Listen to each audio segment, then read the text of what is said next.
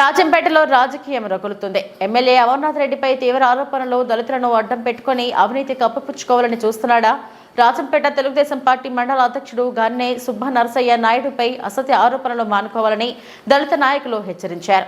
అవినీతి, భూ కబ్జా ఆరోపణలు ఎదుర్కొంటున్న వైఎస్ఆర్ కాంగ్రెస్ పార్టీ ఎమ్మెల్యే ఆకేపాటి అమర్నాథ్ రెడ్డి తన తప్పులను కప్పిపుచ్చుకోవడానికి దళితులను అడ్డం పెట్టుకుని రాజకీయ లబ్ధి పొందాలని చూస్తున్నాడని దళిత నేతలు తీవ్ర స్థాయిలో ఆరోపిస్తున్నారు. ఎమ్మెల్యే భూ కబ్జా ఆరోపణలు నిజమెంత? దళిత నేతల మాటల్లో అమర్నాథ్ రెడ్డి అక్రమ భూ కబ్జాలు ఆధారాలు బయటకు వచ్చాయి. మిట్టమీద పల్లె గ్రామం సర్వే నెంబర్ 1077/3పై 33 మందికి అక్రమ రిజిస్ట్రేషన్లు చేయించి ఆ డాక్యుమెంట్ల ఆధారంగా రాజంపేట పొలం సర్వే నెంబర్ 1584లో ప్రభుత్వ భూమిని ఆక్రమించాడని ఆరోపణలు ఉన్నాయి. ఇది బహిర్గతమైన తర్వాత తన అక్రమాలను కప్పిపుచ్చుకోవడానికి గన్నె సుబ్బనరసయ్య నాయుడుపై బురద జల్లే కుట్రకు పాల్పడుతున్నాడని దళిత నేతలు మండిపడ్డారు. ఈ కార్యక్రమంలో మందా శ్రీను, రాష్ట్ర ఎస్సీ సెల్ కార్యదర్శి రేవూరు వేణుగోపాల్, రాష్ట్ర ప్రధాన కార్యదర్శి మహేష్, కొల్లవారిపల్లె సర్పంచ్ సురేష్, ఎంపీటీసీ మలగాసి శంకరయ్య, కొమ్మవారిపల్లి అరుంధతివాడ రామ్మోహన్ కత్తిమణి తదితరులు పాల్గొన్నారు. ఎమ్మెల్యే అమర్నాథ్ రెడ్డి ఈ ఆరోపణలకు ఏమి సమాధానం చెప్పబోతున్నాడు? అవినీతి ఆరోపణలపై ప్రభుత్వం స్పందించాలనే డిమాండ్ ఎలా పెరుగుతుంది? ఈ వివాదంపై మరింత సమాచారం కోసం 3WR న్యూస్ చూడండి. దళితుల భూములు ఆకేపాటిలో ఎంతమంది ఆక్రమించున్నారు? మీరు దళితులు పంచండి. మీరు తెలుగుదేశం పార్టీ మీద బురదలు చల్లుతూ ఉన్నారు కదా. ఒక్క దళితుల భూమి అన్నా తెలుగుదేశం పార్టీ పలానాలో ఆక్రమించారని చెప్తే మేము పంచడానికి సిద్ధం. మీరు పంచడానికి సిద్ధమా? అట్లా కాదు. మీరు కేవలం దళితులు వాడుకోవడానికి వైకాపా నాయకులు చవాకులు పలుకుతూ ఉన్నారు. ఇంకో విషయం అంటున్నారు, అమర్నాథ్ రెడ్డి రాజీనామా చేయాలి. ఎందుకు చేయాలని రాజీనామా ఎందుకు చేయాలి? మొన్న చూసాం, ఆన్లైన్ ఉన్న భూములన్నింటినీ ప్రభుత్వం తీసేసింది, మీరు కబ్జా చేసినట్టు. అదొక కారణంతో మీరు రాజీనామా చేయాలండి. ప్రజాప్రతినిధిగా ఒక బాధ్యత వహిస్తూ ప్రభుత్వ భూమిని కబ్జా చేసినందుకు మీరు రాజీనామా చేయాల్సిన అవసరం ఉన్నది. అట్లాగే అసెంబ్లీకి పోనందుకు కూడా మీరు రాజీనామా చేయాల్సిన అవసరం ఉన్నది. ప్రభుత్వ భూమి కబ్జా చేసి కబ్జాలు బయటపడిన తర్వాత మీరు ప్రజాప్రతినిధిగా ఏ విధంగా కొనసాగుతారు అని రాజంపేట నియోజకవర్గ ప్రజలు నిలదీస్తారండి. ఈరోజు రాజంపేట నియోజకవర్గం ప్రతి పౌరుడికి హక్కు ఉంది. మీరు రాజీనామా చేసే హక్కు, మీరు రాజీనామా చేయమనే హక్కు ఉంది. అంతేగాని రాజీనామా చేయమంటే మీ భూములు బయటికి తీస్తే మీరు ఎస్సీలను అడ్డం పెట్టుకొని రకరకాల మీద బుడద చల్లుతూ దళిత జాతిని అన్యాయం చేస్తారు. మీరు దళితులారు ఒకసారి ఆలోచించండి.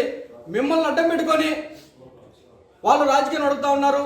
ఇప్పటికైనా మీరు దృష్టి ఉంచుకొని దళితుల భూములు కొట్టేసింది ఆకేపాటి అమర్నాథ్ రెడ్డి గారు ఉన్నారు. ఎస్సీ కాలనీలు చాలా ఉన్నాయి, కానీ ఒక్కరు ఉండరు. దాంట్లో ఇందిరమ్మ హౌసింగ్లు ఉన్నాయి, కానీ ఒక్కరికి సంసారం చేయరు. ఇవన్నీ లేవనెత్తితే మా మీద బురద చల్లుతారు, తెలుగుదేశం పార్టీ మీద బురద చల్లుతారు. ఒకటే ఛాలెంజ్ చేస్తూ ఉన్నాం, తెలుగుదేశం పార్టీ వాళ్ళు ఎవరున్నా దళితుల భూములు కొట్టేసారని ముందుకు రండి. వాళ్ళకి పంపించే బాధ్యత మాది, పంచించే బాధ్యత. అదే మీరు కొట్టేసిన భూములు మీరు పంచుతారా అని మీరు నిలదీయాల్సిన అవసరం ఉందని చెప్పి వైసీపీ నాయకులకు చెప్తా ఉన్నాం. నమస్కారం. మాది మిట్టహర్జునవాడ, మలగాసి శంకరయ్య పేరు. నిన్న ప్రెస్ మీట్లో జయరాం మాట్లాడుతున్నాడు. అసలు ఆ భూములకు ఈయన మాట్లాడిన దానికి అసలు సంబంధమే లేదు. ఇది నా భూమి కానీ నాకు గవర్నమెంట్ పట్టా ఇచ్చినారు, లేకపోతే డీకేటీ ఇచ్చినారు అని చెప్తున్నాడు. ఆ డీకేటీలు ముందు ఇచ్చిన వాళ్ళు ఉండాలి ఆ స్థలంలో. అక్కడ ఎక్కడో ఒక ఖాళీ స్థలం ఉంటే ఆ ఖాళీ స్థలాన్ని నాది కానీ అని చెప్పి అది వంక పారంపోయి, అది కూడా నీళ్లు పోయే కాలువ. ఆ కాలువను కూడా వీళ్ళు మాకు రాసి ఇచ్చారు ముగ్గురికి అని చెప్పి డీకేటీ పట్టాలు చూపిస్తున్నారు. ఇదంతా ఉత్త అబద్ధము. కాకపోతే గ్రామాల్లో ఏం చేస్తున్నారంటే ఈ దళితులను ఉపయోగించుకొని వాళ్ళు, వైసీపీ వాళ్ళు ఉపయోగించుకొని లేనిపోని రచ్చలు పెడుతున్నారు. ఇప్పుడు మా ఊరు ఎంత ప్రశాంతంగా ఉన్నిందంటే అంత ప్రశాంతంగా ఉన్నింది. ఈ జయరామ వైసీపీ పక్కకు పోయి అక్కడ ప్రజల మీద, అంటే గ్రామంలో వాళ్ళ మీద ఒకరికి కొట్లాట పెట్టి పోలీస్ స్టేషన్కి పిలిపిస్తాడు. ప్రతి దానికి పోలీస్ స్టేషనే. అతను ఎప్పుడు 24 గంటలు పోలీస్ స్టేషన్లోనే ఉంటాడు. ఎందుకు ఇట్లాంటివి పెడితే భయప్రాంతులయ్యి వాళ్ళు మాట్లాడతారు అని ఆ విధంగా జయరామ కార్యక్రమాలు చేస్తున్నాడు. ఇప్పుడు మా ఊరు గ్రామంలో ప్రతి ఒక్కరూ కనుక్కోండి చూద్దాము, అతను అన్ని చేసేటి ప్రాడే జయరాం చేసేటి, ఒక్కటి మంచి పని చేయడు. ఎవరన్నా పెట్టి ఇప్పుడు మాకు దేవాలయానికి అవసరం వస్తే మా సున్నసాయం వండుకొని దేవాలయానికి ఇచ్చినాడు ఏదన్నా సందా. అట్లాగే ఏదైనా కార్యక్రమాలు జరిగితే భోజనాలు పెట్టేస్తాడు. అటువంటి మనిషి మీద ఈ మనిషి ఆ విధంగా మాట్లాడుతున్నాడు అంటే అసలు మా మనిషే కాదు, మా దళిత కులాలను గబ్బు పట్టిస్తున్నాడు జయరాం. ఈ దళితులు అనేవాళ్ళు కొంతమంది తెలుసుకోండి. అందరికీ ఒకటి ఉంటారు, కొంతమంది ఉంటారు, ఇట్లా ఇట్టటి వాళ్ళు ఉంటారు, జయరామ్ లాంటి వాళ్ళు. అవి మీరు కొంతమంది తెలుసుకొని మామూలుగా ఉండండి.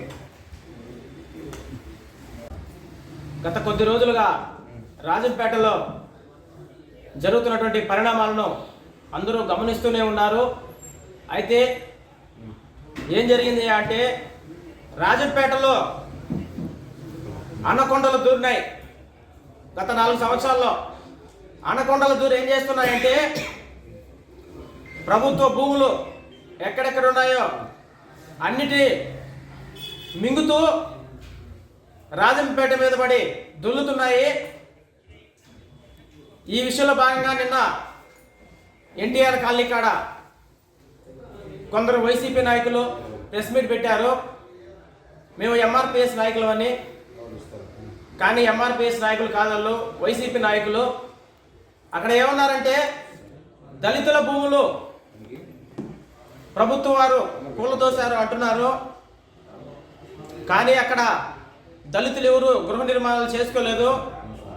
అవన్నీ కేవలం షాపింగ్ కాంప్లెక్స్లు మాత్రమే. వేరే వాళ్ళకు అమ్ముకొని వాళ్ళ దగ్గర డబ్బులు దిగుంచుకొని నిర్మించేటివి మాత్రమే అయ్యి ఏ ఒక్క దళితుడు అక్కడ ఇల్లులు కట్టుకోలేదు.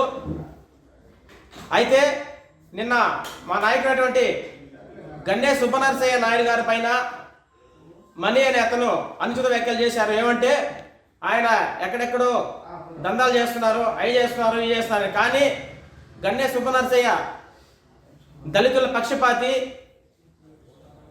దళితులందరినీ కూడా సోదర భావంతో చూసేటువంటి వ్యక్తి. ఆయన ఏదైనా దళితులకు అన్యాయం జరిగితే ముందుండి దళితుల యొక్క అన్యాయాన్ని ఎదుర్కొనే మంచి వ్యక్తి. ఆయన ఏదో నన్ను 5 లక్షలు అడిగారు, 10 లక్షలు అడిగాడు అంటున్నారు. అదంతా కేవలం కట్టుకథ మాత్రమే. మీ భూములను వెలికి తీస్తున్నారనే, మీరు మింగేసినటువంటి భూమిని కక్కిస్తున్నారనే ఆక్రోశం